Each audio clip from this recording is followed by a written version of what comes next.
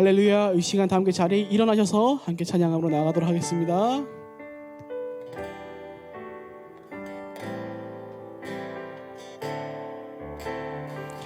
함께 고백합니다. 우리에게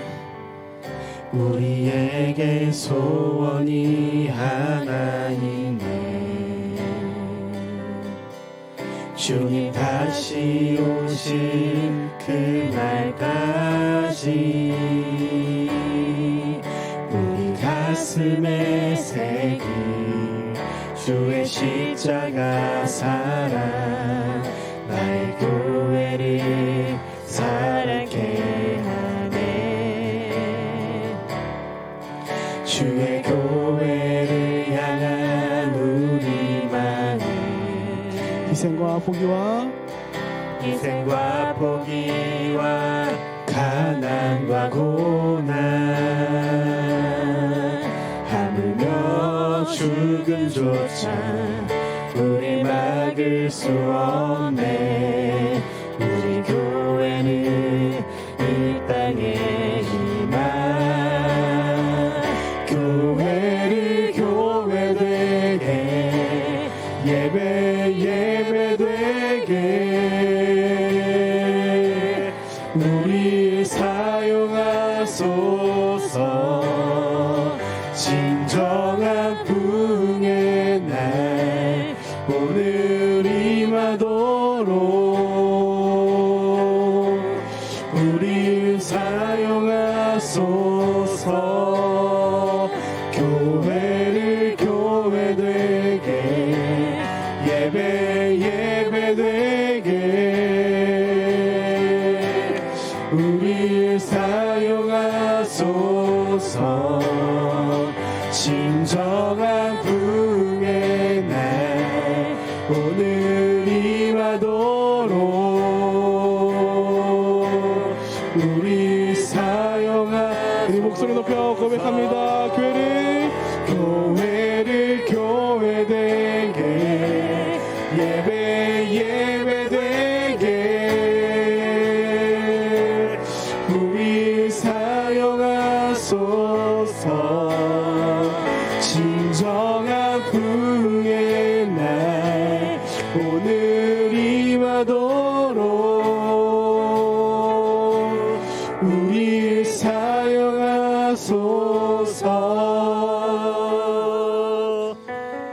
사랑과 은혜가 충만하신 하나님 아버지, 지난 우리 한 주는 주의 부르심을 따라 가는 선교사와 보내는 선교사로서 한 주를 살아왔음을 고백하며 나아갑니다. 주님, 그 모든 일정 가운데 우리를 지켜주시고 동행하여 주심에 감사를 드립니다. 아버지, 그 모든 영광을 아버지께 올려드립니다. 주님, 원컨대 우리가 그 시간을 통하여 또 오늘 주일을 통하여 우리가 주의 사명을 감당해가는 귀한 그 삶을 펼쳐가길 원하오니 우리를 오늘도 내일도 주의 길로 인도하여 주시옵고 주의 손길에 따라 우리가 예수 그리스도의 이름을 높이며 주의 이름을 선포해 나가는 자들로의 삶을, 우리 교회 이름과 같이 믿음으로 살아가는 자들의 삶을 펼쳐갈 수 있도록 인도하여 주시옵소서. 이 시간 우리의 마음을 다하고 뜻을 다하여 목소리 높여 하나님의 이름을, 예수 그리스도의 이름을 찬송하며 나아갑니다. 우리의 고백을 통하여 홀로 높임 받아 주시옵고 이 시간 우리 가운데 주의 은혜를 풍성히 더하여 주시옵소서. 우리 함께 하셔서 믿사오며 예수님의 이름으로 기도합니다. 아멘.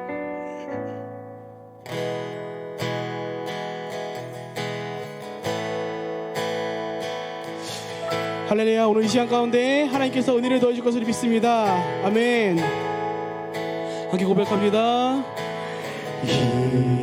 이곳에 생명샘 솟아나 눈물 골짜 지나갈 때에 머잖아 열매 맺히고 웃음소리 넘쳐나. 한 번 더 고백합니다. 이곳에 생명샘, 이곳에 생명샘 솟아나 눈물 골짜 지나갈 때에 머잖아 웃음소리 넘쳐나리라. 꽃들도 구름도 바람도 넓은 바다도 찬양하라 찬양하라 예수를. 하늘을 울리며 노래해 나의 영혼아. 은혜의 주 은혜의 주 은혜의 주. 2절 고백합니다. 그날의 하늘이 그날에 하늘이 열리고 모든 이가 보게 되리라. 마침내 꽃들이 피고 마침내 꽃들이 영광의 주가 오시리라. 주님 우리가 그날을 기다립니다. 함께 찬양합니다. 꽃들도 구름도 바람도 넓은 바다도 찬양하라 찬양하라 예수를. 하늘을 울리며 노래해 나의 영혼아. 은혜의 주 은혜의 주. 우리 한번 더 고백합니다. 꽃들도 구름도 바람도 넓은 바다도 찬양하라 찬양하라 예수를. 하늘을 울리며 노래해 나의 영혼아. 은혜의 주 은혜의 주 은혜의 주. 꽃들도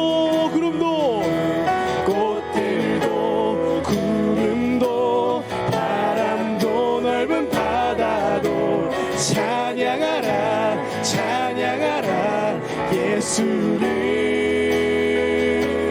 하늘을 울리며 노래해 나의 영혼아.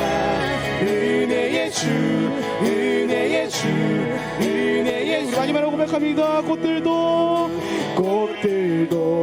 구름도 바람도 넓은 바다도 찬양하라 찬양하라 예수를. 하늘을 울리며 노래해 나의 영혼아. 은혜의 주 은혜의 주 은혜의 주 은혜의 주 은혜의 주 은혜의 주 은혜의 주. 마지막으로 고백합니다. 은혜의 주 은혜의 주 은혜의 주. 할렐루야. 하나님께 감사와 영광의 박수를 드리겠습니다. 아멘. 주님 영광 받아주셔서 할렐루야.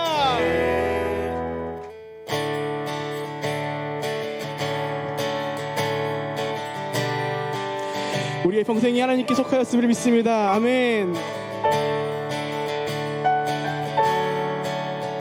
우리 함께 고백하며 나갑니다. 내 평생 사는 동안 내 평생 사는 동안 주 찬양하리. 여호와 하나님 내 주를 찬양하리. 주님을 묵상하니 즐겁도다. 내 영혼 주 안에서 찾기. 한번 더 고백해 보겠습니다. 내 평생 사는 동안 내 평생 사는 동안 주 찬양하리. 여호와 하나님 내 주를 찬양하리. 주님을 묵상하니 즐겁도다. 내 영혼 주 안에서 참 기쁘리. 함께 고백합니다. 내 영혼아 내 영혼아 주님을 송축하라.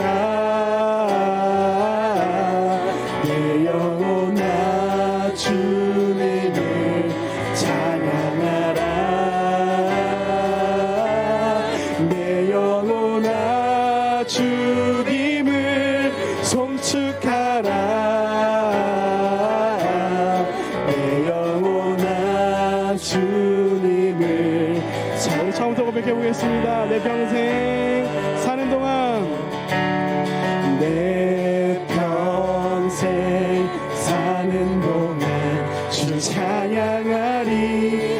여호와 하나님 내 주를 찬양하리. 주님을 묵상하니 즐겁도다. 내 영혼 주 안에서 참 기쁘리. 내 영혼아 주님을, 내 영혼아 주님을 송축하라. 내 영혼아 주님을 찬양하라. 내 영혼아 주님을 송축하라. 내 영혼아 주님을 찬양하라. 내 영혼아 주님을 송축하라. 내 영혼아 주님을 송축하라. 내 영혼아 주님을 찬양하라. 내 영혼아 주님을 송축하라. 내 영혼아 주님을 찬양하라. 내 영혼아 주님을, 내 영혼아 주님을 송축하라. 내 영혼아 주님을 찬양하라. 내 영혼아 주님을 송축하라. 내 영혼아 주님을 찬양하라. 내 영혼아 주님을, 내 영혼아 주님을 찬양하라. 내 영혼아 주님을, 내 영혼아 주님을 찬양하라. 아멘. 하나님께 영광과 감사의 박수를 드리겠습니다. 아멘. 주님, 다 함께 앉아서 계속 찬양하겠습니다.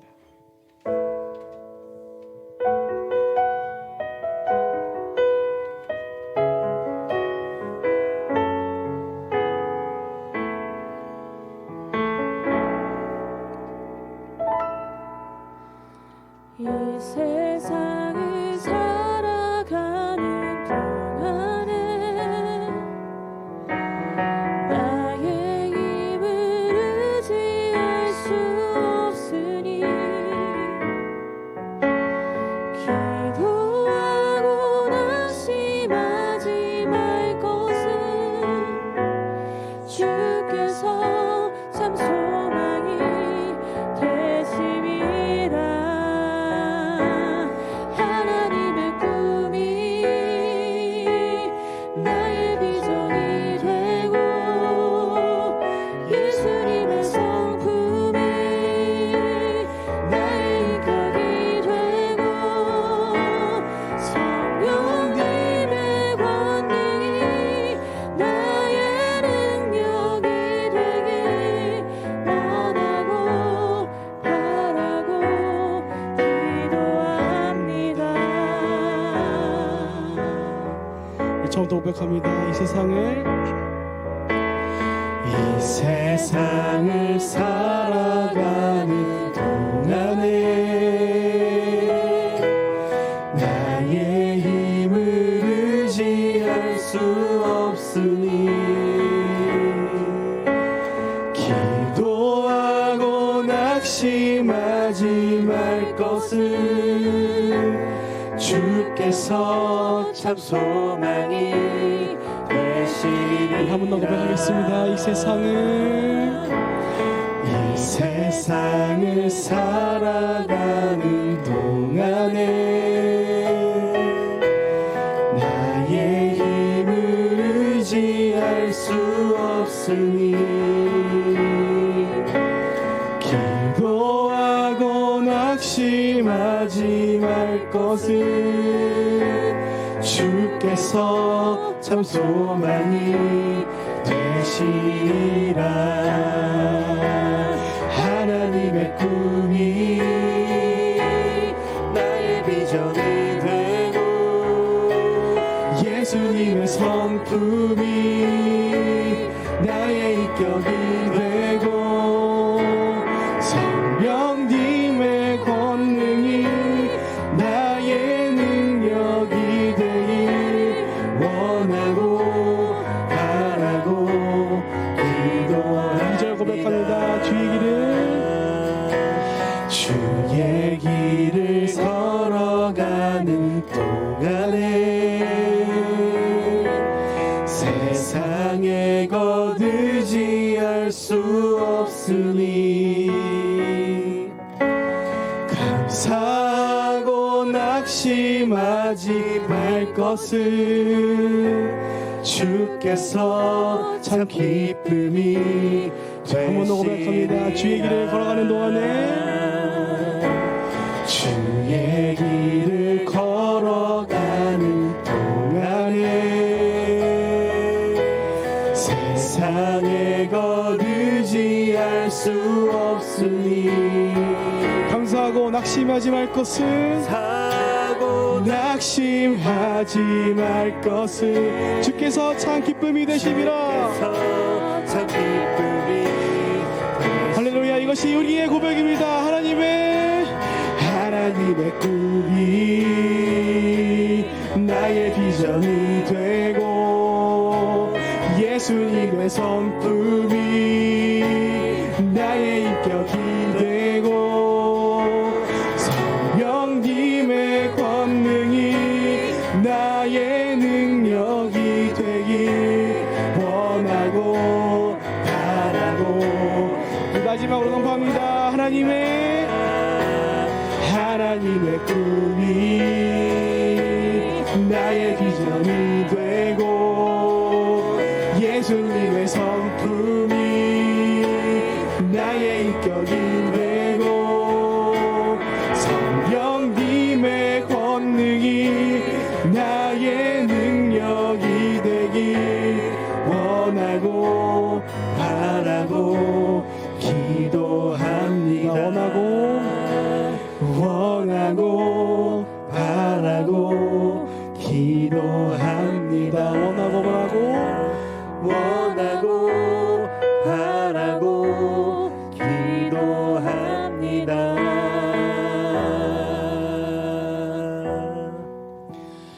우리 시간 함께 두 눈을 감고 우리 마음을 다해서 함께 기도했으면 좋겠습니다. 기도할 때 사랑과 은혜가 충만하신 하나님 아버지, 우리가 함께 고백한 것처럼 우리의 평생이, 우리의 삶이 주의 손에 있음을 고백하며 나아갑니다. 주님, 우리를 주의 길로 인도하여 주시옵소서. 우리가 걸어가야 할 믿음의 길을 보여주셨고 그 길을 따라 달려갈 수 있도록 인도하여 주셨고, 우리가 함께 고백한 것처럼 주님의 꿈이 우리의 비전이 될 수 있도록, 예수 그리스도의 성품이 오늘 우리의 인격이 될 수 있도록, 성령의 권능이 우리의 능력이 되므로 말미암아 우리가 그리스도의 몸된 교회 지체로서 오늘을 살아갈 수 있도록 인도하여 달라고, 특별히 말씀의 인도를 받아 우리가 오늘도 예수를 닮아가는 그리스도의 향기가 될 수 있도록 인도해 달라고 함께 기도하며 나가겠습니다. 함께 기도합니다. 사랑의 은혜 충만하신 하나님 아버지, 우리가 오늘도 주님을 따라갑니다. 아버지, 아버지의 주 앞에 온전히 나아갈 수 있는 믿음을 허락하여 주시옵고 온전한 주님을 허락하여 주시옵고.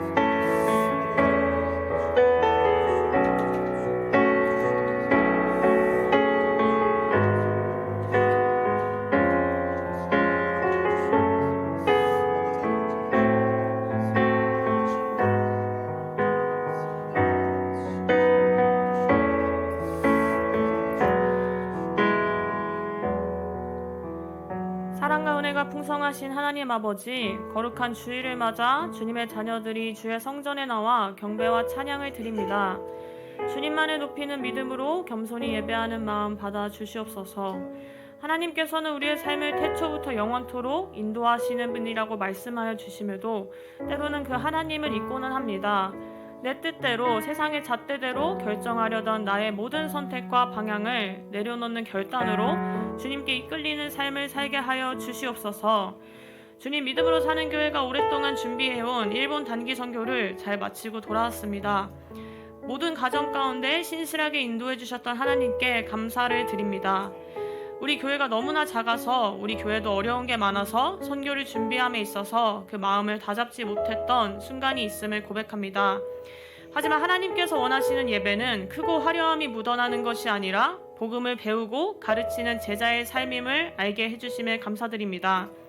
일본 사역을 시작하는 한국 선교사를 위해 매주 금요일마다 설교 본문을 번역해 주시고 교회의 분열에도 하나님을 바라보며 훗날 교회가 안전된 상황에 이르기까지 교회를 지켜주셨던 마츠오 목사님의 삶을 통해 우리의 삶을 돌아봅니다. 교회를 지키는 한 사람이 얼마나 중요한지, 한 사람이 교회를 성장시키지는 못할지라도 복음을 들어야 할 누군가의 때를 위해 교회를 지켜내매 얼마나 필요한 존재인지를 고백합니다. 또한 일본의 믿음의 불모지가 아닌 큰 부흥의 역사가 반드시 올 소망의 땅으로 바라보는 그 믿음처럼 우리 믿음으로 사는 교회 또한 주님의 때에 크게 쓰임받을 교회라는 위로를 주신 하나님께 감사드립니다.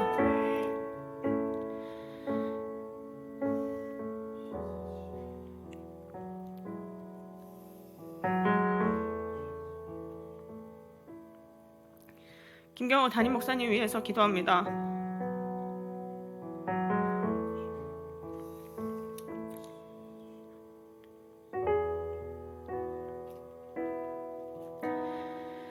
하나님의 부름받은 종으로 살아가는 모든 삶의 순간에 하나님의 충만한 은혜로 보호하시고 축복하여 주시옵소서. 그 가정의 필요를 잘 아시는 주님, 가정 가운데 하나님께서 은혜를 채워주시옵고 부족한 것 없이 주님을 섬기는 일에 최선을 다할 수 있는 삶으로 보호하여 주시옵소서. 오늘 말씀을 전하시는 오규 목사님 입술을 통하여 하나님의 말씀이 전해지는 시간 되게 하여 주시옵고 그 삶으로 주님의 말씀을 전하는 모든 여정 가운데 하나님의 보호하심과 필요를 채워주시는 은혜가 있길 소망합니다. 교회와 성도를 섬기는 고영로 부목사님과 그 가정을 기억하여 주셔서 어려운 시기와 환경 속에서도 맡은 사역을 감당할 때 교회와 성도를 향한 사랑으로 기쁨이 넘치게 하시고 때로는 외롭고 힘들고 지칠지라도 동행하시는 주님 붙잡는 겸손한 사역자 되게 하여 주시옵소서. 교회를 위해 섬기는 찬양팀과 손길을 기억하여 주시옵고 반복되는 신앙의 환경 속에서도 늘 새로운 기쁨과 은혜를 경험하게 하여 주시옵소서. 주님 아버지, 일본 땅에서 보여주셨던 그 사랑이 이제는 우리가 이 삶을 살아갈 때에 이 교회 가운데 나눠지기를 소망합니다. 작은 교회지만 또 작은 교회를 통하여서 우리를 위로하셨던 주님, 이제는 우리가 그 제자된 삶을 결정하고 이 땅 가운데 하나님을 선포하는 삶을 살길 소망합니다. 나의 비전이자 나의 꿈이 아니라 하나님이 보여주셨던 꿈이 나의 비전이 되길 소망합니다. 김경호 목사님을 통해서 믿음으로 사는 교회를 세우시고 그 가운데 일본 사역과 그 비전을 보여주셨던 하나님, 우리가 겸손하게 그 목자를 따라서 또 우리의 목자 되시는 하나님을 따라서 우리를 인도하시는 그분을 따라서 우리의 목사님의 뜻을 따라서 이 교회 가운데 함께 나아가길 소망합니다. 우리가 그러한 공동체 되게 하여 주시옵소서. 그 주님의 길 가운데 세상의 것이 아니라 감사하고 낙심하지 말 것이 아니라 주님께서 참 기쁨이 되심을 고백할 수 있는 그 믿음을 허락하여 주시옵소서. 모든 상황 가운데 인도하셨던 주님, 그 주님만을 높여드리며 나아갑니다. 신실하신 그 하나님만을 찬양합니다. 이 모든 말씀 우리 주 예수 그리스도 이름으로 기도드렸습니다. 아멘.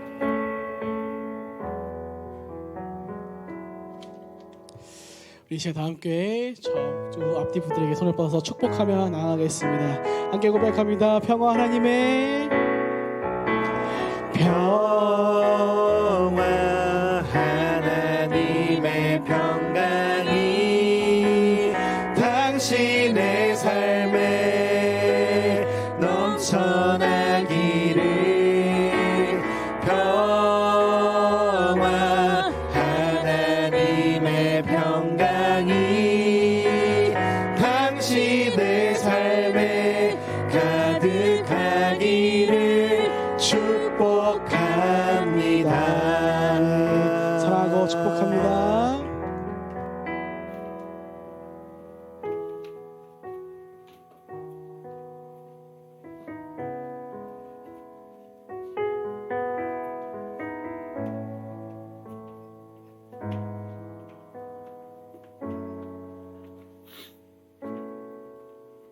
오늘 하나님께서 우리에게 주시는 말씀은 출애굽기 1장 1절부터 11절까지의 말씀입니다.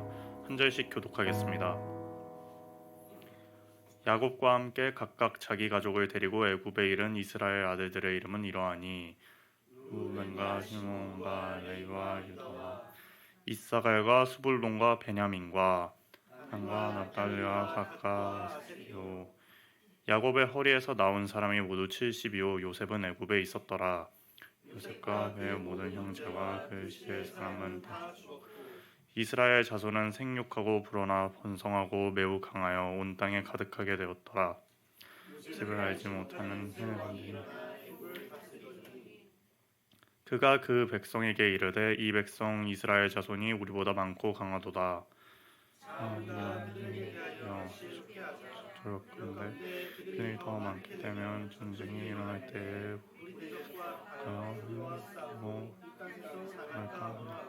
함께 있습니다. 감독들을 그들 위에 세우고 그들에게 무거운 짐을 지워 괴롭게 하여 그들에게 바로를 위하여 국고성 비돔과 리암브셋을 건축하게 하나라. 아멘.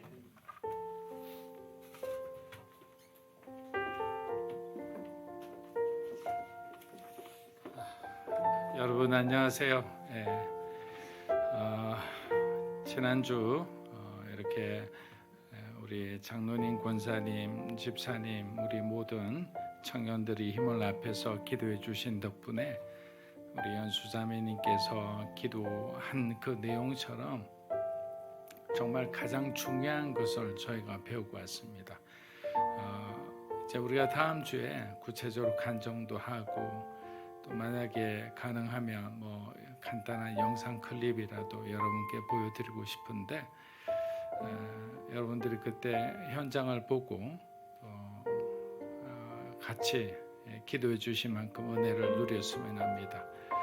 그때 우리가 느꼈던 것은 뭐냐면 팬인가 제자입니까? 라는 그 책을 쓴 카일 아이들먼의 그 질문에 대한 저희가 답을 찾았다라는 거죠. 3년 만에.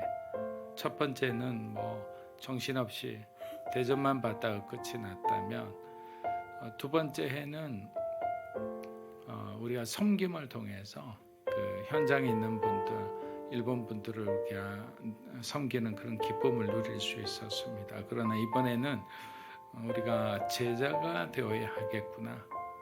그럼 제자의 말을 해야 되고 제자에 걸맞는 행동을 해야 되고 또 제자가 가지는 그런 태도를 가져야 되고 그렇게 우리가 주님을 바라보고 살아야겠다 그런 생각을 하고 왔습니다. 어느 해보다 정말 아침부터 일어나서 저녁이 오면 누워 자기 바쁠 정도로 피곤한 일정이었지만 매 순간 만남의 연속의 축복이었다고 그렇게 생각합니다. 감사드리고요. 광고는 뭐 특별하게는 없고요. 오늘 또 너무나 귀한 분을 보내주셨습니다.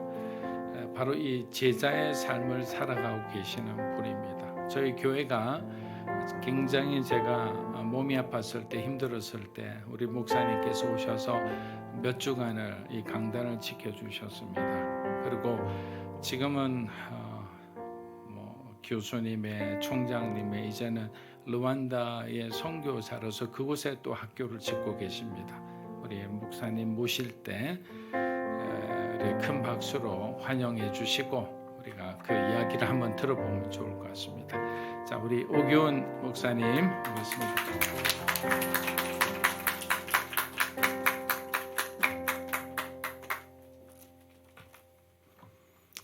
할렐루야.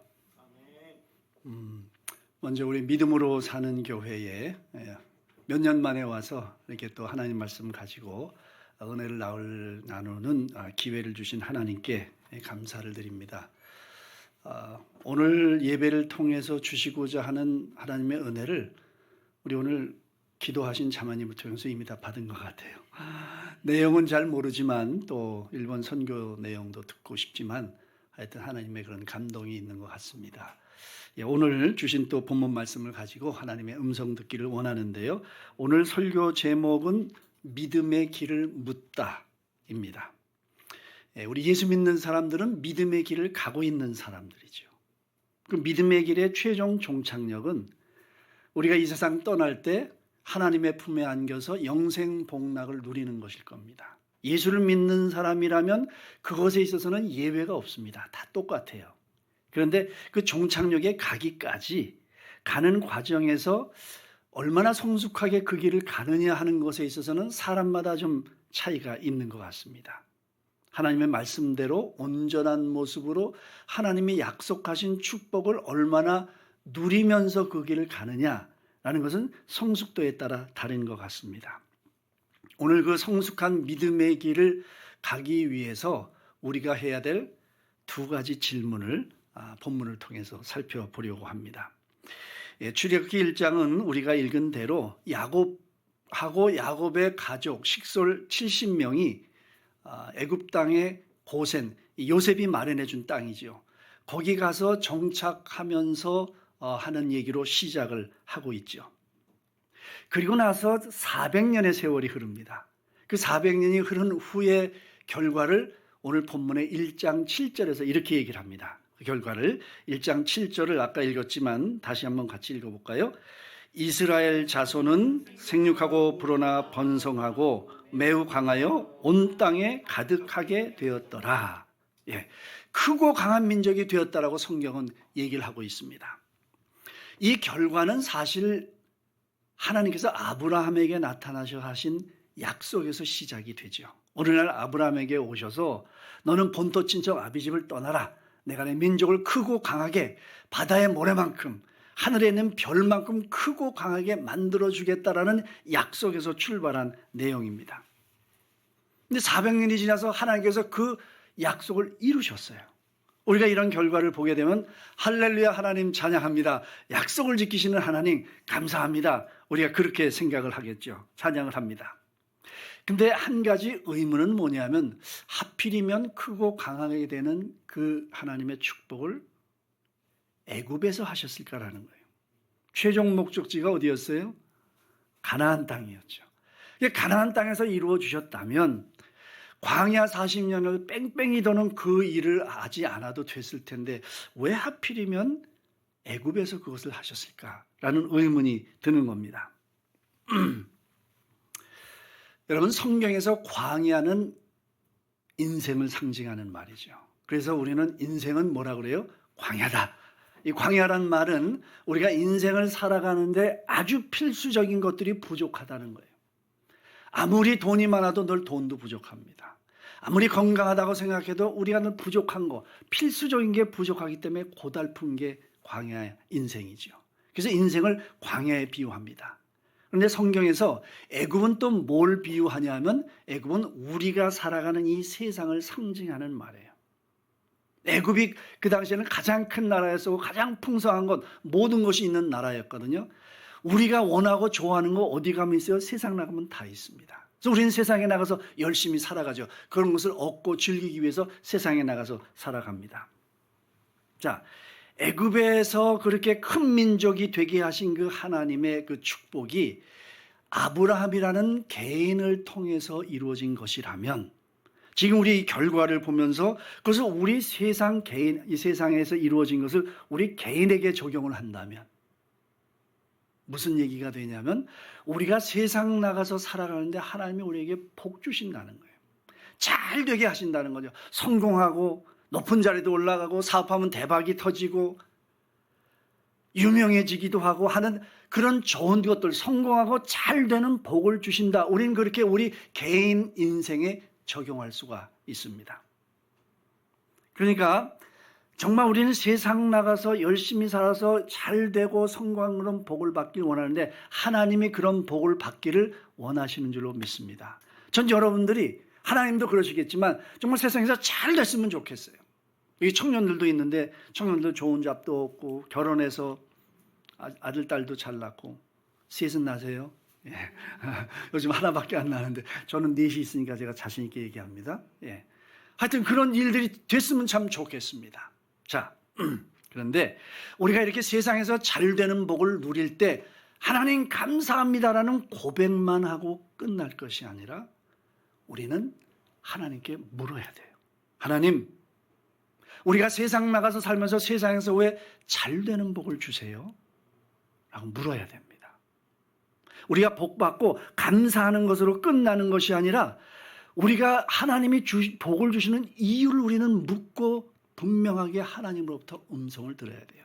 받는 선물과 축복에만 관심을 갖는 게 아니라 그 선물을 주시는 하나님 아버지의 마음을 알아야 되거든요. 저는 초등학교 다닐 때, 그때가 60년대 후반이니까 아버님이 크리스마스가 되면 해태 종합 선물 세트를 꼭 선물로 주셨어요. 아주 큰 겁니다. 예.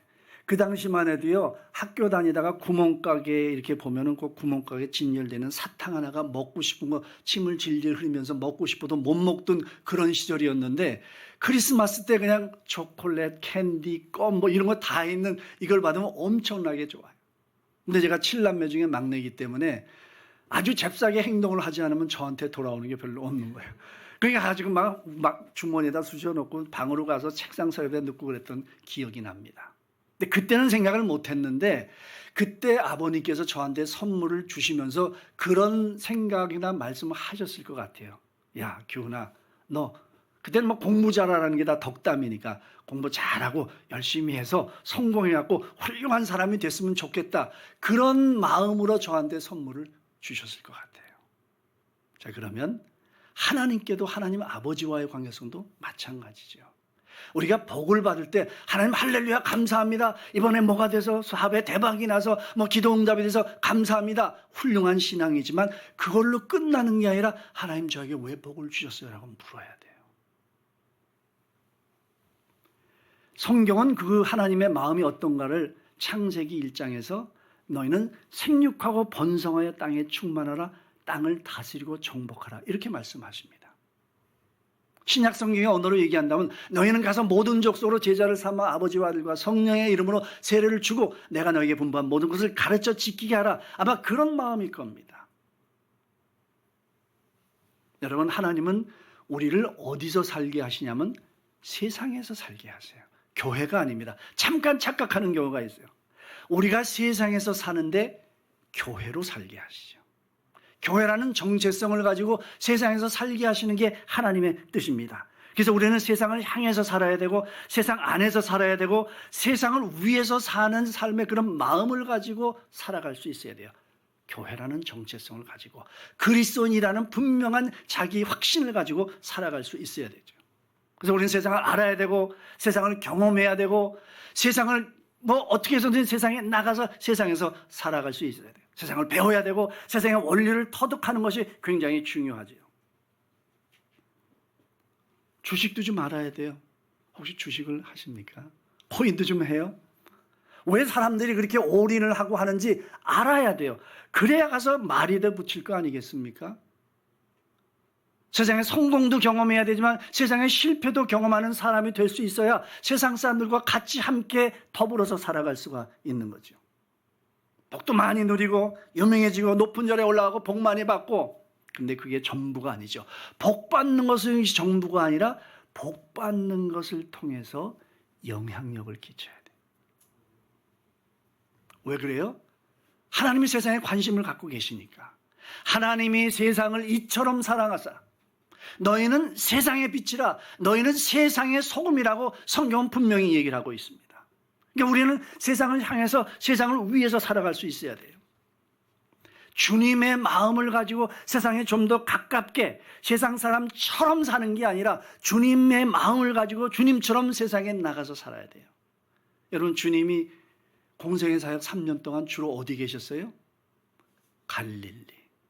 가끔 명절이 되면 예루살렘에 올라가셨지만 대부분의 시간을 갈릴리에서 보냈어요.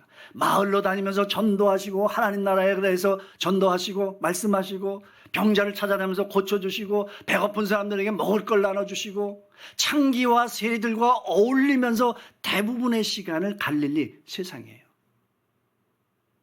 여러분의 갈릴리는 어딘지 한번 묻고 싶습니다. 저는 지금 선교사로 나가 있습니다. 제가 은퇴를 하고 제가 영신대 총장을 할 때 알게 됐던 선교사님이 저한테 부탁을 해서 기독교 종합대학을 세우니까 와서 총장으로 좀 섬겨달라고 해서 제가 옛날에 한동대학교에서 이렇게 사역을 했던 경험이 있는데 3년밖에 있지를 못해서 그리고 장신대로 가서 좀 빚진 마음이 있었습니다. 그리고 기독교 종합대학이라는 것에 대한 로망이 있어요. 이 신학교는요, 직업이 결정된 사람, 목회자가 되겠다는 사람들이다 보니까 학교에 그렇게 역동성이 별로 없어요. 그냥 3년 지나면 그냥 목사 되는 거예요. 근데 일반 대학은요, 전공이 다르죠. 젊지요. 매년 막 선교 나가죠. 뭐 여러 가지 전공이 다른 것 같고 막 담론을 하고 열심히 하고 이런 것들이 굉장히 역동성이 있습니다.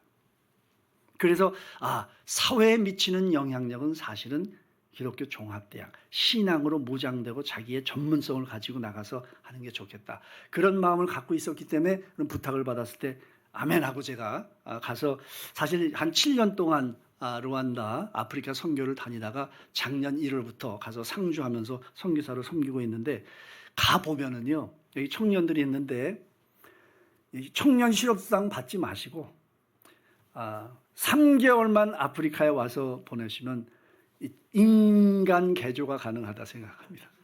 네. 정말 나가보면 일단 우리나라 좋은 나라 대한민국 만만세 그게 확 들어와요. 우리가 얼마나 복 많이 받은 사람들인가. 하나님이 정말 대한민국 정말 훌륭한 나라로 여전히 문제가 많고 여전히 우리가 보면 막 불만도 많고 하지만 나가보면 알아요. 그리고 너무 할 일이 많구나. 정말 가슴을 뜨겁게 하고 가슴을 타오르게 하는 일이 얼마나 많은가라는 걸 느끼게 됩니다. 뭐 여러 가지 얘기하면 뭐 많지만 대학 설립도 대학 설립이지만 지금 6개 학과를 설립합니다. IT, 예술과, 경영경제두과, 교육학과에서 6학과를 처음으로 시작을 하는데 거기 가서 미혼모 사역을 하고 있는데 그 미혼모 얘기를 이렇게 들으면 전부 다 15살, 18살 정도 아이들이에요. 애를 그냥 많이 낳습니다. 성 개념도 별로 없어요. 근데 한 자매가 있는데 그 자매는 아버지가 자기를 탄자니아에 있는 어떤 할아버지한테 돈 받고 팔아요. 그래서 어쩔 수 없이 가서 살다가 아기를 하나 낳았는데 도저히 내가 살 수가 없다 그래서 도망을 가요. 애를 데리고. 그래갖고 루안다 국경에서 붙잡혀서 아이를 빼앗기고 혼자 와서 루안다에 살다가 그래도 비슷한 청년을 하나 만나서 살았는데 애를 하나 됐는데 6개월 때 또 남편이 교통사고로 사망을 해요. 그렇게 사는 뭐 대부분 그냥 환경이 그렇습니다. 그래서 우리가 선교사들이 구제 차원에서 집에 와서 가사를 좀 돌보라. 그러고 좀 주는데 한 5시간 정도 하루 일하면 2불 줍니다. 2불. 한 3,000원 정도 줘요. 그렇게 해서 그냥 여기저기 다니면서 그 미혼모들이 삽니다. 그냥 한 달 그 노동자들이 5만 원, 6만 원 정도 가지고 살죠. 근데 교회 가보면 애들만 800명, 1000명씩 나오는 교회들이 있어요. 제일 부러운 게 뭐냐면 한 오후 3시, 4시쯤 되면요. 학교에서 애들이 막 쏟아나오는 게 제일 부러워요. 우리나라를 비교해서 생각을 하면. 그만큼 아이들이 많이 있습니다. 아이들한테 가서 주기도문 성경 암송을 시키고 선물을 주거든요. 사탕, 껌 이렇게 포장해가지고 한 200m는 줄을 서는 거야. 그거 하나 받으려고. 제가 그걸 하면서 하나 그냥 너무나도 쉬운 깨달음인데 이런 깨달음이 있었습니다. 하나님이 나에게 주신 물질이 복음을 전하는데 이렇게 요긴하게 쓰이는구나 라는 걸 정말 가슴 깊이 깨달았습니다. 많은 돈이 필요한 게 아니에요.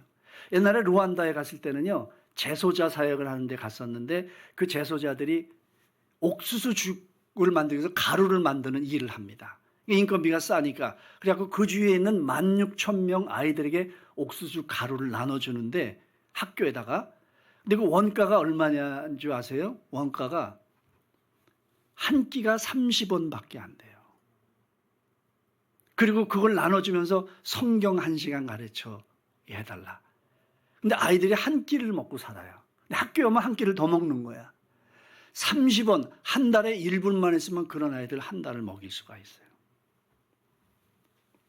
정말 하나님이 주신 물질, 우리는 스타벅스에 가서 5, 6천 원 쉽게 하나 먹잖아요. 생명을 살리는데 그렇게 정말 가성비 짱입니다. 복음 전하는데 아프리카에서는. 우리는 보통 하나님 복을 주시면 감사하고 그러면 예수 믿는 재미가 그거잖아요. 기도했는데 응답이 되는 거야. 그러면 재미가 나니까 복권 사서 낙천되면 또 사지 않습니까? 마찬가지죠. 하나님 지난번에 이거 주셨는데 다음에는 저것도 주시고요. 그 다음엔 더블로 주시고 그 다음엔 따더블로 주시고 뭐 이런 그것도 훌륭한 신앙이죠. 안 하는 사람보다 훨씬 나으니까. 저 용서하십시오. 그냥 인터넷에서 보는 얘기 보면은 1,500만 원짜리 와인을 드시는 회장님도 계시더라고요. 그리고 제 조카한테 들었는데요. 창투 회사에서 자금되는 일을 맡은 친구인데 양복 한 벌에 3,400만 원짜리가 있다는 거 들어보셨습니까? 근데 그런 회사를 만들 테니까 돈을 좀 투자하고 그러는데 자기가 보고 이게 가치가 있다 그래서 투자하기로 했다 그러더라고요.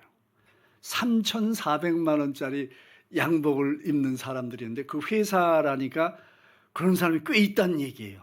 참 세상이 순진하게 사는 건지 세상이 이상하게 돌아가는 건지 모르겠습니다. 돈 있으니까 정말 잘 사는구나 생각하는데 제대로 사는지는 잘 모르겠어요. 적어도 우리가 예수를 믿는 사람들이라면 정말 내가 죽으면 하나님의 품 안에 안긴다는 분명한 확신을 가지고 사는 그런 구원의 확신을 가지고 사는 사람들이라면 우리가 복을 받을 때 감사합니다라는 고백에만 그치는 것이 아니라 하나님 저한테 왜 이렇게 많은 복을 주십니까? 라고 물을 수 있어야 돼요. 하나님의 뜻이 있어서 그냥 뭐 우리가 야 너 내 덕택에 그냥 세상 잘 먹고 잘 살아라 이랬을까요? 하나님이 그렇게 단순한 분은 아니신 것 같아요. 정말 우리를 하나님 구원하셨을 때는 엄청난 계획과 섭리와 의도를 가지고 구원하셨는데 그냥 너 세상에 가서 복 받고 살아 그걸로 끝나는 게 아니겠죠.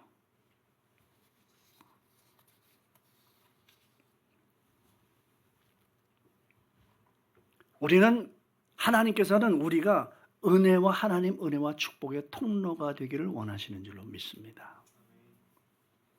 우리가 하나님의 자녀로 부름을 받고 세상에 나가서 돈 주고 살 수 없는 영원한 생명을 얻었고 아무리 실력이 있어서 돈이 있어도 절대로 구할 수 없는 그런 것을 얻고 살아가는 그 자부심과 그 정체성과 구원의 확신을 가지고 살아가는데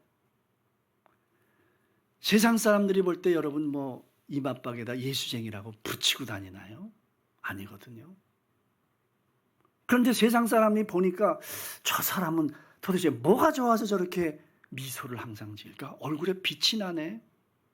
아내를 보니까 우리 와이프보다 더 이쁘지도 않고 차도 후진 거 타고 다니고 집도 조그만 거 되는데 이상하게 뭔가 내가 얻을 수 없는 아무리 내가 노력해도 가질 수 없는 걸 가지고 가는 사람 이런 영향력이 있어야 될 거 아니겠습니까? 물어보죠. 그럼 도대체 어쩜 그렇게 얼굴이 환하고 건강하고 빛이 나세요? 그럼 대답하면 되잖아요. 제가 먹는 약이 있는데요. 약 딱 두 가지만 먹습니다. 신약하고 구약을 먹어요.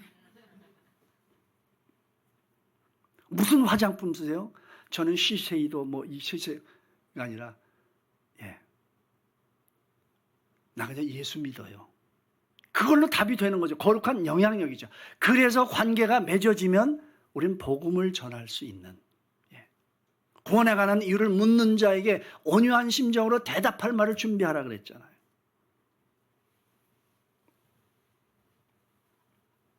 여러분 여기 7절에 나온 대로 여러분이 세상에 대해서 잘 되셨으면 좋겠습니다. 복을 많이 받으셨으면 좋겠어요. 세상 사람들이 야 정말 부럽다라고 할 정도로 부자가 되시면 좋겠어요. 그런데 그것으로 감사함으로 끝나지 마시고 하나님 저에게 왜 이렇게 많은 물질을 주시고 왜 이렇게 많은 건강을 주시고 왜 이렇게 많은 지식과 학문과 많은 것들을 주셨습니까? 하나님 말씀해 주세요. 제가 총장으로 퇴임을 하고 좀 일찍 퇴임하고 제주도에 가서 그냥 공동체 생활을 암환우들에게 섬기는 공동체 2년 하면서 제가 하나님께 물어봤거든요. 제가 일찍 은퇴하게 됐는데 도대체 저한테 왜 이런 과정을 겪게 하셨습니까? 그러는 가운데 저에게 딱 맞는 이제까지 너 준 게 그냥 준 거 아니야. 가서 기독교 대학 설립하라. 이런 음성을 주셔서 제가 가게 됐습니다. 근데 가가지고 작년에 뭔지 모르지만 갑자기 어깨가 확 빠진 거예요.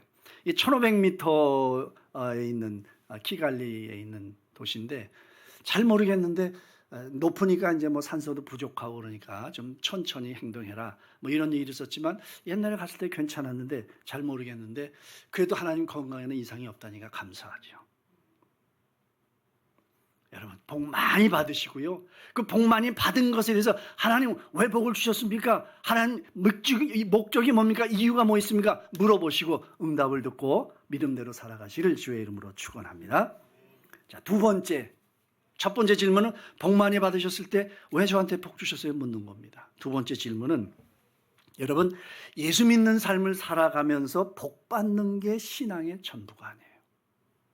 여러분 신앙 고백에 이건 하나님의 약속으로 나에게 주신 거다라는 신앙 고백이라 할지라도 그것이 신앙의 완성을 의미하는 것은 아닙니다. 만약 그게 전부라면 여기 출애굽기 7절에서 끝나면 되잖아요. 크고 강한 민족이 되었다 끝. 근데 출애굽기 시작이잖아요. 크고 강한 민족이 됐다는 게 시작입니다. 그 8절 이하는 필요 없을 거죠. 그러나 하나님의 역사는 이때부터 시작이 되는 거죠. 그러면서 8절에 요셉을 알지 못하는, 참 세월 속에서 별로 원치 않는 일들이 조금씩 나타나기 시작을 하는 겁니다. 자, 11절 말씀 다 읽기는 시간이 적으니까 11절 말씀, 그 내용이 뭐냐면 11절 말씀 같이 읽어볼까요? 감독들을 그들 위에 세우고 그들에게 무거운 짐을 지워 괴롭게 하여 그들에게 바로를 위하여 국고성 비돔과 라암셋을 건축하게 하니라. 이게 생각지도 않았던, 원치 않았던 고난과 고통과 어려움이 닥친다는 얘기죠. 도대체 왜 예수를 열심히 믿는 사람들한테 고난이 닥칠까요? 우리는 고난이 생기면 하나님이 제일 만만해. 하나님이 이게 변덕쟁이신가? 아니면 심술을 부리는 건가? 너 한번 좀 골통 좀 먹어봐라. 그러고 하셨을까요? 아니면 고난을 이렇게 없앨 만한 능력이 없으시기 때문에 그럴까요? 우리가 살면서 우리의 잘못으로 생기는 여러 가지 어려움도 있지만 정말 나는 열심히 헌금도 내가 떼먹은 적이 없고 내가 주일날도 빠진 적이 없고 열심히 봉사를 하면서 섬겼는데 하나님 이러실 수가 있습니까? 라고 하고 싶은 그런 경우를 우리는 많이 닥치는 거죠. 우린 그때 하나님께 물어야 돼요. 하나님, 당신께서 사랑하신다고 약속하신 이 하나님의 자녀에게 왜 복을 거두어 가시고 이런 고난을 주십니까? 라고 물어야 돼요. 적극적으로 물어야 됩니다. 자, 거기에 대해서 하나님께서 대답을 해주시는데 그렇게 금방 대답을 안 해주시더라고요. 근데 대답을 듣기 전에 우리가 확인해야 될 게 두 가지가 있습니다. 그건 뭐냐면 우리가 질문한다는 것 자체에는 신앙의 대전제가 있어요. 한 가지는 뭐냐면 하나님은 정말 좋으신 분이라는 거. God is so good. 하나님 정말 좋으신 분이에요. 그리고 또 한 가지는 하나님은 내 삶을 한치의 오차도 없이 주관하고 계신다는 이 두 가지 사실은 이거는 변할 수 없는 신앙의 대전제입니다. 자, 그러면 생각해 보세요. 참 좋으신 하나님. 그런데 그 좋으신 하나님이 내 삶을 확실하게 주관하고 계시는데 고난이 생겼어. 그럼 여러분 현명하시니까 결론이 뭘까요? 그 고난은 하나님이 허락하시고 계획하셨다는 거가 되겠죠. 뭔가 하나님의 섭리와 하나님의 의도가 있다. 이게 우리가 가질 수 있는 결론이죠. 그것을 묻고 찾아가는 것을 믿음이라 그래요. 한 번 물어도 대답해 주지 않고 왜 나한테 고난을 허락하셔서 뭐 때문에 그랬습니까? 말씀해 주세요. 말씀해 주시오. 대답 안 해도 끝까지 묻고 집요하게 물고 늘어져서 하나님이 대답할 때까지 묻는 것을 성경은 믿음의 선한 싸움을 싸운다. 그렇게 얘기해요. 왜? 우리는 결론이 난 삶을 사는 사람이거든요. 믿져야 본전이 아니라 우린 믿져야 어떻게 될 것 같아요? 믿져야 우리는 죽기밖에 더 하겠어요. 죽으면 어디 가요? 천국이 더 좋아요? 여기가 더 좋아요? 빨리 가시라고. 네? 그렇죠. 우리는 믿져야 천국 갈 사람들이잖아요. 근데 이 세상에서 할 일이 있기 때문에 우리를 보내신 거고 그 할 일을 다 하기까지는 하나님께서 우리 생명을 연장시켜 놓으시겠죠. 이게 배짱 가지고 사는 거죠. 하나님이 허락하신 거예요. 때로는 내가 납득할 수 없는 일이 일어난다 할지라도 사망의 음침한 골짜기를 걸어가는 것 같은 그런 환경 가운데 있다 할지라도 내가 정말 절벽 앞에 서 있구나 절망적인 상황이라 할지라도 막다른 골목에서 정말 내가 주저앉을 수밖에 없는 그런 상황이 된다 할지라도 우리가 하나님 앞에 무릎을 꿇을 수 있는 신앙이에요. 눈을 들어 산을 보라 나의 도움이 어디서 올까? 정말 눈물이 앞을 가리고 너무 세상의 현실이 나를 힘들게 하지만 그럼에도 불구하고 내 마음속에서 소망을 가지고 하나님 왜 저에게 이런 고난을 주십니까? 물을 수 있는 게 성숙한 신앙의 모습입니다. 정말 십자가를 바라보고 주님의 십자가를 생각하면서 그걸 이겨낼 수 있는 믿음이 있어야 되죠. 고난과 고통이 올 때 우리가 해야 될 것은 분명합니다.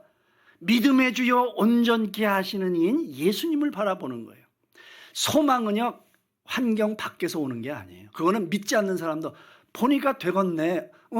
그 가능성이 있어. 이거는 믿지 않는 사람도 해요. 소망은 내 마음속에 있는 예수님 때문에 내 안에서부터 소망을 만드는 거 하나님 해주실 줄로 믿습니다. 믿음의 선언이죠. 선포하는 거예요. 그러면서 세상 사람들로부터 얻을 수 없는 내가 가진 실력을 넘어서는 하나님의 성령께서 나를 인도하시는 가운데 그 어둠을 헤치고 나갈 수 있는 능력이 생기는 거죠. 자, 여기까지는요 여러분들이 기본적으로 알고 계신 거예요. 고난이 올 때 뭐 기도하라 무릎 꿇고 기도할 수 있는데 왜 걱정하십니까? 이거 우리가 다 알아요. 어떤 모습으로 우리가 고난을 대해야 되는지 how to에 대해서는 우리가 잘 알고 있어요. 근데 우리가 하나 놓치는 게 뭐냐면 why라고 하는 질문에 대해서 집요하게 우리가 듣질 못해요. 하나님 도대체 왜 고난입니까? 왜 고난이라는 방법을 사용하십니까? 왜 이렇게 힘들게 하십니까? 왜 나를 넘어지게 하십니까? 잘못하면 내가 하나님께 등을 돌릴 것 같습니다. 이런 상황까지 몰아넣으시는 것에 대해서 우리는 분명한 대답을 알고 있어야 돼요. 왜 축복을 누리는 환경 가운데서 고난으로 몰아가시는가? 여러분 우리는 복을 받으면은요 베드로의 고백을 많이 합니다. 변화산에서 뭐라 그랬어요? 여기가 좋사오니 복받이 너무 감사합니다. 다음엔 이 복도 주고 저 복도 주시고 계속 그 상태에 머물러 있기를 기대하죠. 당연한 것 같아요. 뭐 저도 그럴 것이고 대부분 그렇겠죠. 뭐 당연합니다. 근데 그런 모습이 신앙적으로 성숙하지 않다는 거예요.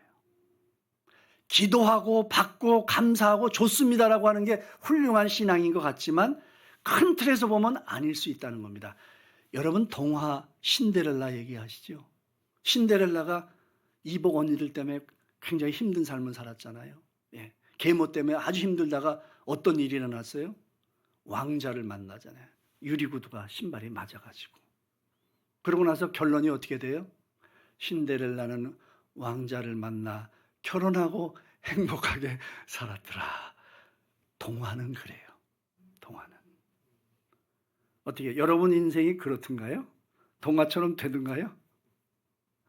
여러분 여기 오늘날 내가 신데렐라를 만났다고 하는 그런 경험을 하신 남자분들 계시죠? 여성분들은 드디어 호동왕자가 나타났구나. 뭐 이런 거 하고 나서 영원토록 이것이 계속될 것이다 했는데 어떻게 뚜껑을 열어보시니까 그렇든가요? 아니잖아요. 대부분. 뭐 그런 분도 계실 수 있겠죠. 그때부터 후회와 그때 내가 그냥 내 눈꺼풀에 콩깍지가 씌웠지 뭐 이런 후회와 눈물과 슬픔과 분노와 많은 것들을 통해서 드디어 사랑이 뭔지를 깨달아요. 에로스적인 사랑이 아니라 아가페적인 사랑이 무엇인가를 조금 알기 시작을 해요. 진짜 인생이 그때부터거든요. 우리가 복받고 좋아하는 것은 어떻게 보면 그거는 유아적인 신앙일 수가 있어요. 시편 23편을 보세요. 여호와는 나의 목자시니 내가 부족함이 없으리로다. 푸른 초장에 누시며 쉴만한 물가로 인도하시는다. 훌륭하잖아요. 내 영혼을 소생시키시며 의의 길로 인도하시는다. 그 다음에 역전이 되면서 내가 사망의 음침한 골짜기로 다닐지라도. 저는 이 구절을요 하나님이 나를 사망의 음침한 골짜기로 몰아넣으시는구나 그렇게 생각을 합니다.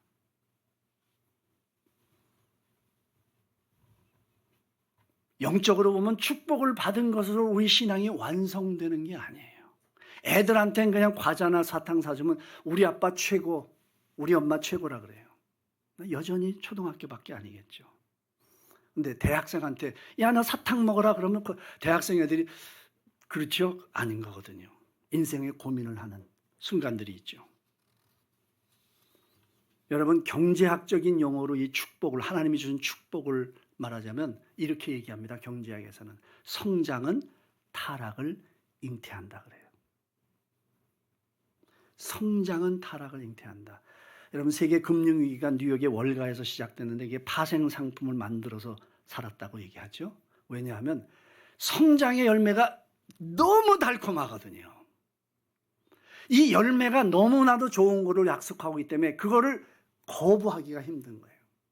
그러니까 눈을 잠깐만 질끈 감으면 나한테 엄청난 게 떨어지는, 소위 정경유착이라는 게 다 그랬죠. 우리나라 대한민국의 근대사를 보면 다 필요한 과정이라고 생각은 하지만, 그러니까 여러 가지 다 봐주고 기업이 크게 만들었죠. 저는 그것도 뭐 정당한 부분이 있다고 생각합니다.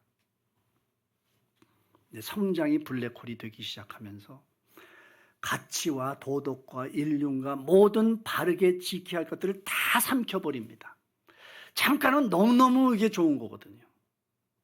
자, 영적으로 해석하자면 여러분이 하나님이 주시는 축복을 우리가 받을 때 축복은 여러분이 의도했든 의도하지 않았든 우리 마음속에 세속적인 가치를 가지지 않을 수 없게 만들어요. 우리의 영혼 속에 세속의 때가 끼기 시작합니다. 그래서 고난의 의미를 우리가 제대로 알기 위해서는 왜 그러냐는 것은 우리가 하나님께서 주신 축복하고 같이 생각할 수 있어야 돼요. 여러분, 이슬비에 배잔방이 젖는다는 옛 속담을 아십니까?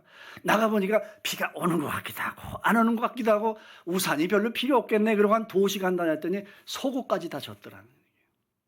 하나님의 축복을 받을 때 그런 거거든요. 여러분, 출애굽 당시에 이스라엘 백성의 신분이 뭐였어요? 노예였어요. 크고 강한 민족이 되었지만 여전히 노예라는 신분 속에서 살았습니다. 우리가 세상을 알아요. 세상을 경험하고 터득하고 돈을 벌 줄도 하고 높이 올라갈 줄도 하고 정말 힘을 가진 파워가 가진 사람이 되었지만은, 그리고 여러 가지 내가 손도 비빌 줄 알고 때로는 뭐 등도 치고 이런 뭔가 세상을 다 겪고 돈을 많이 벌 줄 아는 사람은 됐는데 돌아보니까 내가 하나님과의 관계성이 저 멀리 가 있어요. 제일 이것을 잘 보여주는 성경의 인물이 누구죠? 솔로몬이라는 사람. 얼마나 폼나게 등장했습니까? 하나님, 내가 이 백성을 잘 다스리기 원합니다. 그러니까 하나님 지혜를 주세요. 그랬더니 야, 너 짱이다. 너 훌륭하다. 내가 지혜도 주고 세상의 부귀영화 줄게. 그때부터 나라를 키우기 위해서 정략 결혼을 하고 뭐 무역을 하고 막 그러면서 이방 신들이 들어오기 시작해서 신학자들은 솔로몬 때부터 이스라엘의 영적인 성장은 내리막길을 걷기 시작했다라고 얘기를 하죠. 우리가 다 솔로몬 같아요. 하나님이 복을 많이 주시면 하나님 홍문도 많이 할게요. 더 예수를 잘 믿을 것 같은데요. 그렇지 않아요. 우리가 우리 자신을 잘 몰라. 하나님이 더 잘 알아. 복권 맞은 사람의 63%가 불행한 삶을 살았다는 통계가 나와 있죠. 제가 한번 부자 되게 만들어 드릴까요? 로또 복권 100억, 뭐 1000억 할까요? 뭐 말로 하는 데까지 거 뭐. 1000억이 딱 당첨됐다. 그럼 저 같으면 당첨이 되는데 갑자기 옷이 누추하게 느껴져서 뭐 현대백화점을 가더니 롯데백화점을 가더니 가가지고 뭐 루이비똥똥 뭐 이런 거 있잖아요.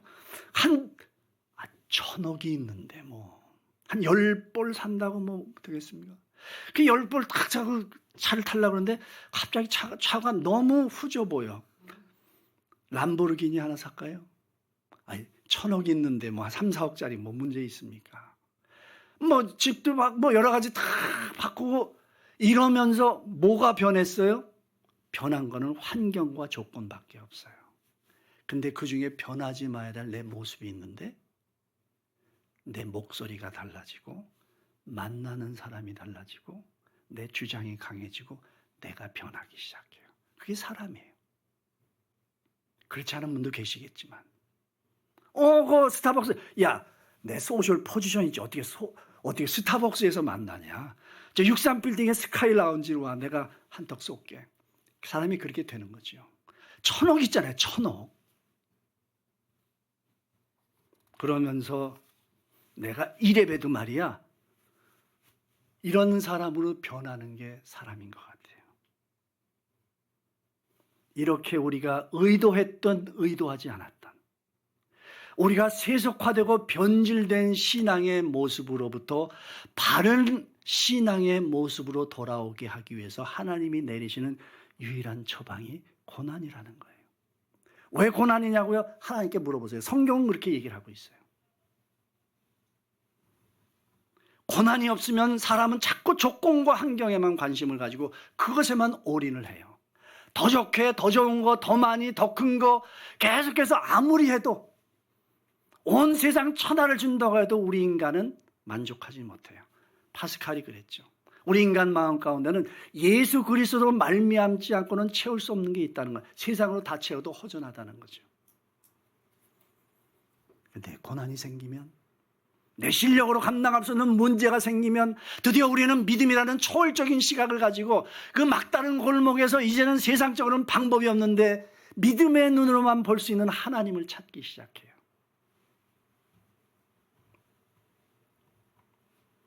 그게 믿음이죠. 그 가운데 하나님 저에게 왜 이렇게 고난을 주시고 왜 이렇게 하나님께 무릎 꿇게 하시는지, 내 삶이 어땠는지, 주님 보시기에 어떤 모습이 더 바라시는 건지, 이런 영적인 질문을 주님 앞에 하면서 하나님의 음성을 들을 수 있어야 돼요. 하나님의 음성을 듣고 하나님의 그 따뜻한 눈빛을 우리가 발견하고 하나님이 우리를 만져주신 손길을 우리가 경험하면서 하나님 앞에 한 걸음 한 걸음 나아갈 수 있게 만들어주세요. 출애굽기 3장 18절에 이렇게 얘기하거든요. 아니 하나님 싫다 그랬잖아요. 모세가 안 간다. 도대체 그럼 바로한테 무슨 핑계를 대겠습니까? 그랬더니 얘기하는 게 제사하게 하려고, 예배하는 민족으로 만들기 위해서, 너희들을 통해서 그냥 세상의 눈으로는 볼 수 없는 그 살아계신 하나님을 보여주기 위해서 너희들이 예배하는 제사하는 민족이 되게 하기 위해서 내가 너희들을 그 풍성하고 강해된 애굽에서 끌어내서 광야 40년 세상 다 빼라고 40년은 쫙 빼가지고 가나안 들어가게 하신 거죠. 축복이 중요하지만 우리가 축복도 구해야 되죠. 우리는 복을 구할 수 있는 사람들이에요.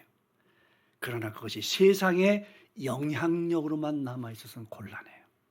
그것이 세상을 바꿀 수 있는 거룩한 영향력이 돼야 돼요. 거룩한 영향력이 돼야 되죠. 도대체 당신은 너 보니까 나보다 좋은 학교도 안 나왔네. 공부는 그 중간밖에 못했잖아. 난 1, 2등 했는데 그래서 예수 믿은 것밖에 없어요. 그냥 그냥 쉽게 대답하면 메시지가 전해 귀 있는 자는 들을지어다. 이리 되잖아요. 말씀을 제가 정리하겠습니다. 우리 인생은요, 하나님이 주시는 축복과 고난의 파노라마로 점철됩니다. 어느 순간엔 복을 주시다가 어떤 데는 고난을 주시고 다시 또 복 주시고, 이 파노라마로 우리 인생은 점철돼서 가게 되어 있습니다. 그럴 때 그냥 고난할 때만 그런 것이 아니라, 축복할 때만 그런 것이 아니라, 언제든지 무슨 경험을 당하는지 하나님 왜 저에게 복을 주십니까? 하나님 왜 저에게 고난을 주셨습니까? 모르시고 하나님 음성을 들으시고 정말 그 음성을 분명히 확신하시고 그 믿음의 길을 온전하게 걸어갈 수 있는 우리 믿음으로 사는 교회 성도들 되시기를 주의 이름으로 축원합니다. 기도하겠습니다. 하나님 아버지, 은혜를 참으로 감사합니다. 부족한 저희들을 불러주셔서 하나님의 자녀가 되게 하시고 믿음의 사람으로 세워주신 것을 감사합니다. 우리 삶 속에 일어나는 모든 일들을 믿음으로 바라보게 하셔서 축복을 받든 고난을 당하든 하나님의 섭리 가운데 이루어진 것을 분명히 믿게 도와주셔서 하나님의 온전한 뜻을 이루어갈 수 있는 복된 인생 될 수 있도록 기름 부어 축복해 주시옵소서. 예수님의 이름으로 기도하옵나이다. 아멘.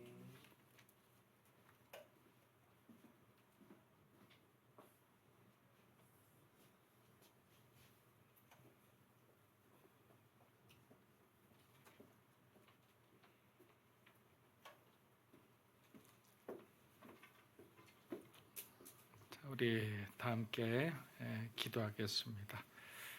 오늘 목사님 통해서 주신 이 관점을 우리가 잘 묵상해 보았으면 합니다. 첫 번째는 우리가 고난이 왜 우리에게 고난이 되느냐, 축복이 왜 축복이 되느냐에 대한 그 질문을 우리는 안 하고 오히려 하나님 앞에 응석 부리거나 불평하거나 아니면 자기를 합리화하는데 상당히 많은 그런 시간을 보냈던 것 같습니다. 그러나 어떤 분들은 고난이 올 때는 하나님 앞에 납작 엎드리고 주님 도와주십시오, 주님 살려주십시오라고 기도하며 하나님의 뜻을 찾아가는 사람들도 있습니다.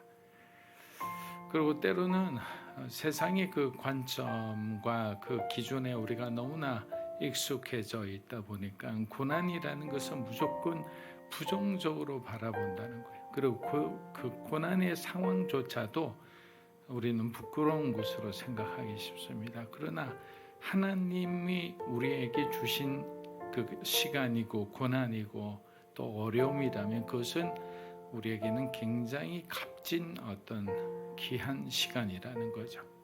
그런 어떤 우리의 관점이 변했으면 합니다.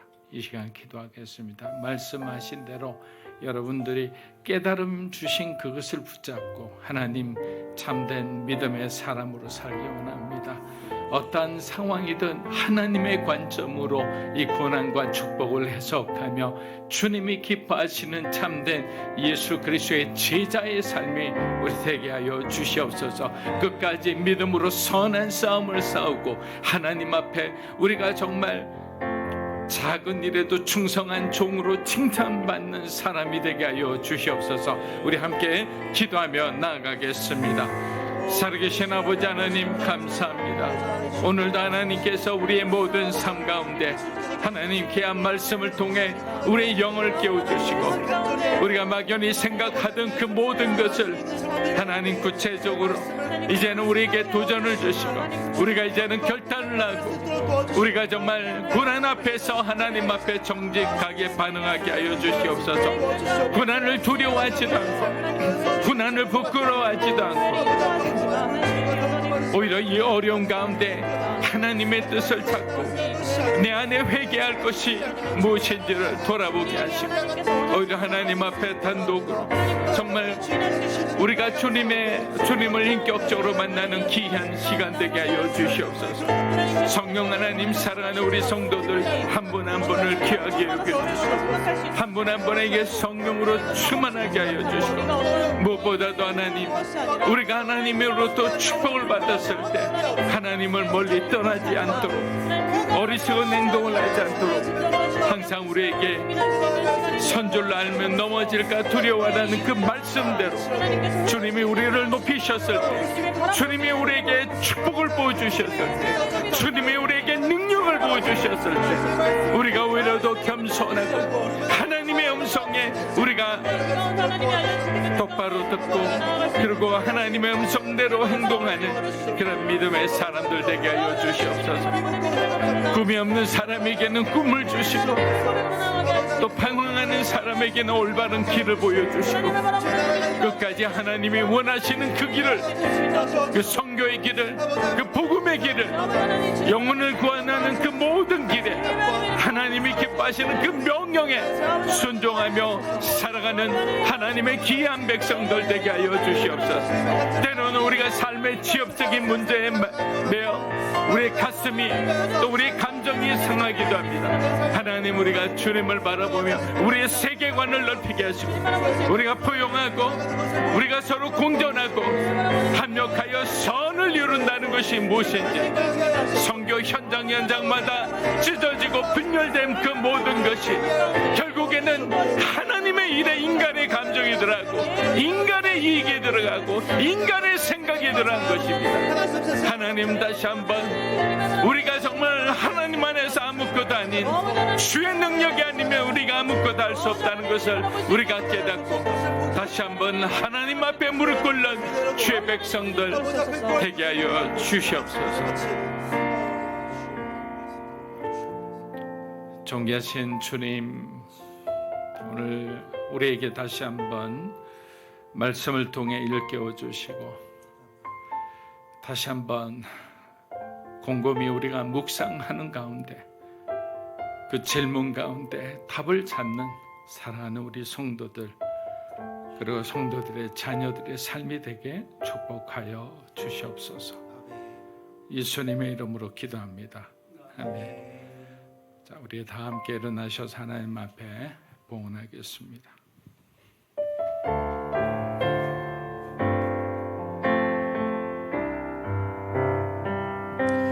주님 내가 여기 있사오니 나를 보내소서. 나의 맘 나의 몸 주께 드리오니 주 받으옵소서.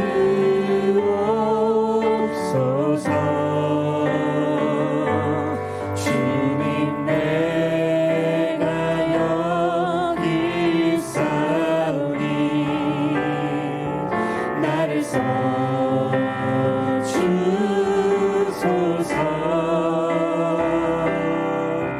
가진 것 모두 다 주께 드리오니 주 받으소서. 할렐루야.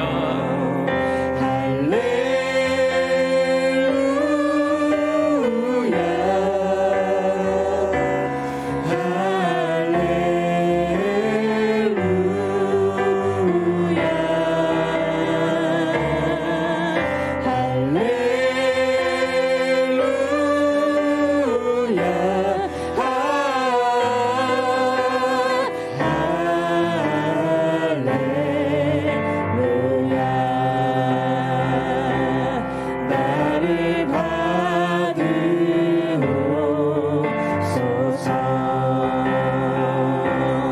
나를 받으옵소서.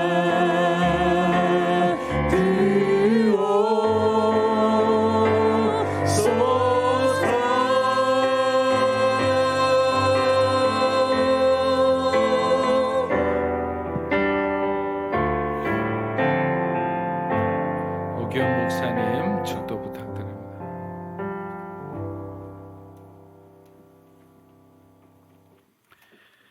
우리 사랑하는 믿음으로 사는 교회 성도 여러분, 여러분의 삶에 하나님의 복을 받아 감사함으로 고백하실 때 왜 복을 주시느냐고 하나님께 물으시고 대답을 들으십시오. 이 세상에서 원치 않는 고통과 고난이 다가올 때도 하나님께 질문하시고 하나님의 분명한 음성을 경청하십시오. 하나님께서는 여러분의 삶에 어떤 일이 일어난다 해도 여러분의 삶이 오직 하나님의 영광만을 위한 삶이 되도록 도와주실 것입니다.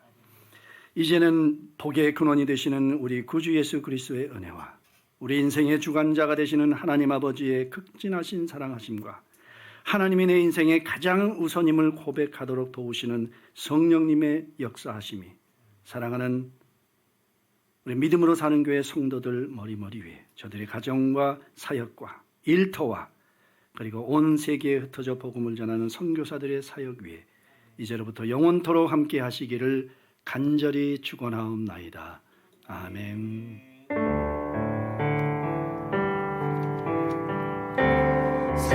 살아계신 주 나의 참된 소망 걱정 근심 전혀 없네.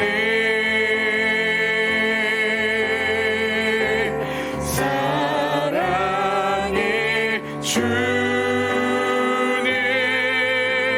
갈 길 인도하니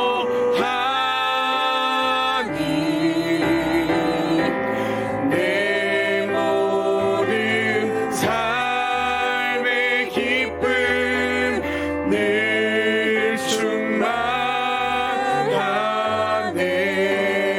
할렐루야. 하나님께 영광과 감사의 박수를 드리겠습니다. 아멘.